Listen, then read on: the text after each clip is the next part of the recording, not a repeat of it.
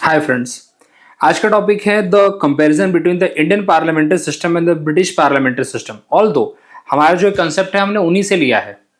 जो Indian parliamentary system है हमारा, उसको हम बोलते हैं कि भाई ये वेस्टमिनिस्टर पार्लियामेंट्री सिस्टम से लिया हुआ है। मतलब ब्रिटेन का जो पार्लियामेंट है वो वेस्टमिनिस्टर में है। तो हमने क्यों लिया? बिकॉज हम उससे फेमिलियर हो गए थे। हम उनके कॉलोनी, बिकॉज हम उनके सबसे बड़ी कॉलोनी थे।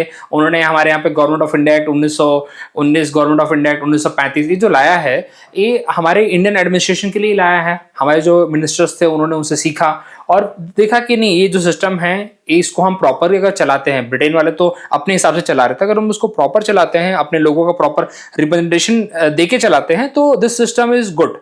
This system is good enough, जिसके अंदर हम सब लोगों का रिप्रेजेंटेशन ले सकते हैं, माइनॉरिटी क्यों। आपको पता है इंडिया कितनी डाइवर्स कंट्री है, तो वहां पे डिफरेंट डिफरेंट जो ग्रुप हैं, कम्युनिटीज हैं, वो चाहेंगे उनको भी रिप्रेजेंटेशन मिले। तो दिस मेथड के थ्रू हम लोग रिप्रेजेंटेशन दे सकते हैं, इसलिए हमने इसको अडॉप्ट किया। लेकिन थोड़ा सा तो स्लाइट डिफरेंस हमें देखने को मिलता है, हमारा इंडियन जो हमने उनसे ही अडॉप्ट किया है और उनका जो खुद का है।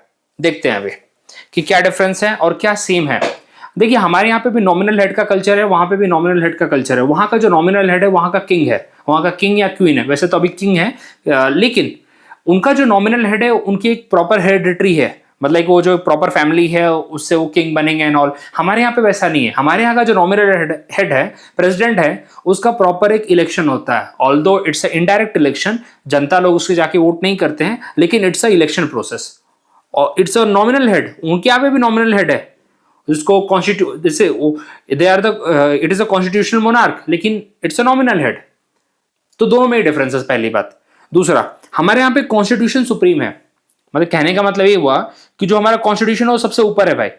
मतलब उसके ऊपर कुछ भी नहीं है। कोई भी जो लॉ बनता है, पार्लियामेंट बनाती है, स्टेट लेजिस्लेचर बनाती है, वो देखा जाता है। हाईकोर्ट और सुप्रीम कोर्ट इस चीज को देखते हैं कि वो जो लॉ बना है, क्या वो पार्लियामेंट, सॉरी, क्या वो कॉन्स्टिट्यूशन अलाइन कर रहा है कि नहीं कर रहा है, कॉन्स्टिट्यूशन को वायलेट कर रहा है। समझ गए आप बात? इसलिए हमारे यहाँ पे जुडिशियल रिव्यू का कंसेप्ट है, वहां पे ऐसा नहीं है।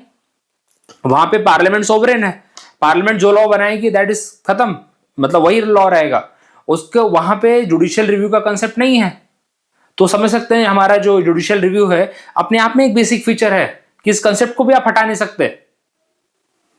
तो इसका मतलब हमने कॉन्स्टिट्यूशन को सबसे ऊपर रखा है।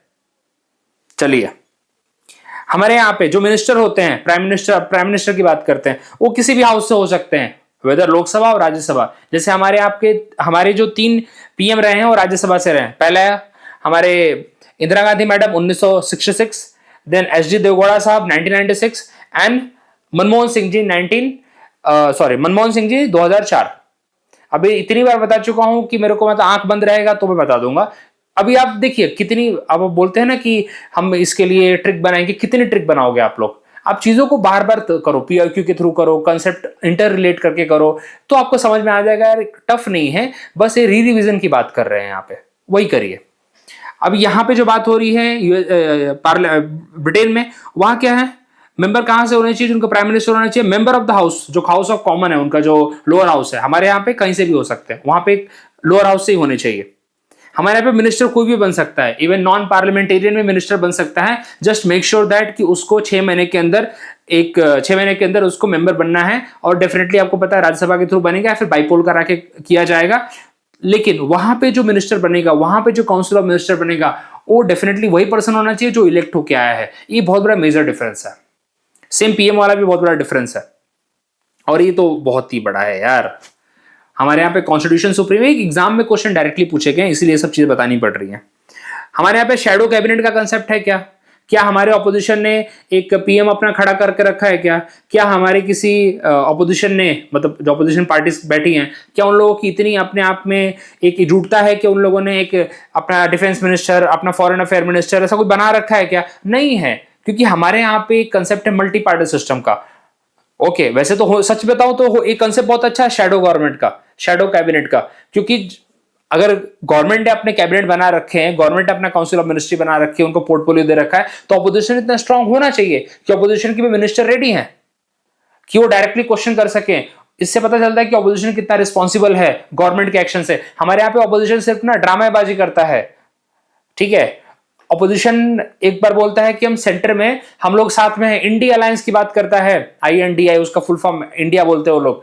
लेकिन ये बात सुन के मुझे हंसी आती है कि जब उन लोगों ने इंडिया बोलने की बात की, कुछ दिन बाद गवर्नमेंट बोलती है अब से इंडिया का नाम भारत है।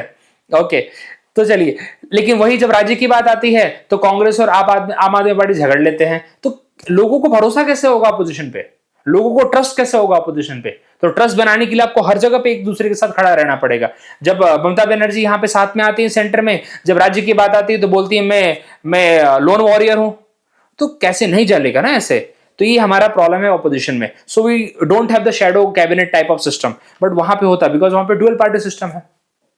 Same goes with here as well. America में भी वही होता है, डुअल पार्टी सिस्टम है वहां पे।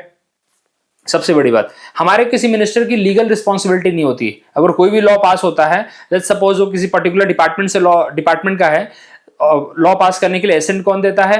प्रेसिडेंट देता है। तो उसको काउंटर साइन नहीं किया जाता by any of the minister. उसको काउंटर साइन नहीं किया जाता कि अगर ये लॉ गलत हो गया, कुछ भी हो गया, वॉयलेट कर दिया इसने किसी चीज को, कॉन्स्टिट्यूशन के प्रिंसिपल को वॉयलेट कर दिया, तो उस मिनिस्टर को अकाउंटेबल होने की जरूरत नहीं है वहां पे। उस मिनिस्टर को अकाउंटेबल होने की वहां पे जरूरत नहीं पड़ती। इसलिए यहाँ पे मिनिस्टर की इंडिविजुअल लीगल रिस्पॉन्सिबिलिटी नहीं होती है। ओवरऑल गवर्नमेंट की होगी, then government already has attorney general जाके उसको देखेगा क्या इशू है। तो इंडिविजुअल मिनिस्टर की लीगल रिस्पॉन्सिबिलिटी बनती ही नहीं हमारे यहाँ पे। वेयर एज यूके में ऐसा होता है कि यूके में जो उनका इंडिविजुअल मिनिस्टर होता है वो काउंटर साइन करता है पर्टिकुलर बिल, पर्टिकुलर एक्ट को, कि अगर कुछ होता है तो that person, that minister will be held responsible for that. वहां पे एक स्टेटमेंट है, मतलब एक स्टेटमेंट बोला जाता है वहां पे, एक्सेप्टेड फ्रेज है वहां पे, the king can never do wrong, king can never do wrong. तो कहने का मतलब है कि किंग ने भले एसेंट दिया है लेकिन गलती वो मिनिस्टर की है कि मिनिस्टर ने उसको काउंटर साइन करके रखा है। हमारे यहाँ पे ऐसा कोई है ही नहीं। प्रेसिडेंट ने जो साइन कर दिया, प्रेसिडेंट ने जो एसेंट दे दिया, बिल एक एक्ट बन गया, चलो अब उसको, अगर वो जुडिशियल वो कॉन्स्टिट्यूशन को वायलेट कर रहा है, उसके बाद जुडिशियल रिव्यू होगा, सुप्रीम कोर्ट उसको पार्लियामेंट को डायरेक्टली बोलेगा चेंज करने के लिए, तो डायरेक्टली पूरी गवर्नमेंट रिस्पॉन्सिबल होती है, ना कि सिर्फ मिनिस्टर होता है। चलिए, हमारे यहाँ पे इंडिविजुअल लीगल रिस्पॉन्सिबिलिटी का कंसेप्ट नहीं है, ये कंसेप्ट है यूके में। प्लीज इस बात को ध्यान रखिएगा आप लोग, इसलिए इतना बताया। Dissolution of lower house can be, Lok Sabha can be dissolve by the president on the advice of the PM, आपको पता है। लेकिन house of Commons can be dissolve by the monarch on the advice of the PM. Again same concept है, because monarch वहां का क्या है? एक कॉन्स्टिट्यूशनल हेड है। ओके, उसको हम बोलते हैं कॉन्स्टिट्यूशनल, सॉरी मेरे दिमाग में नहीं आ रहा अभी क्या बोलते हैं उसको, just I will let you know जब ये टॉपिक आएगा वापस। ओके, टेन्योर ऑफ गवर्नमेंट 5 साल का होता है, वहां पे कोई फिक्स टेन्योर नहीं, depend on the majority support in the house of the common. Okay, तो ये कहानी है पूरी। तो ये पूरा हमने समझा कि क्या डिफरेंस है हमारे और उनके बीच में। छोटा सा था वैसे, लेकिन एग्जाम में डायरेक्ट बहुत बार इससे क्वेश्चन पूछा हुआ है, बहुत बार पीआईक्यूज में क्वेश्चन पूछा हुआ है कि हमारा सिस्टम और उनके सिस्टम में क्या अंतर है। छोटी छोटी चीजें पूछ ली जाती है। सो दैट्स वाई एक छोटा सा मैंने वीडियो बनाया इसके ऊपर। पसंद आया हो आप लोगों को? मिलते हैं अगले वीडियो में। ऐसे किसी छोटे से टॉपिक को लूंगा और उसको ना डिटेल में समझाने की कोशिश करूंगा। Thank you very much.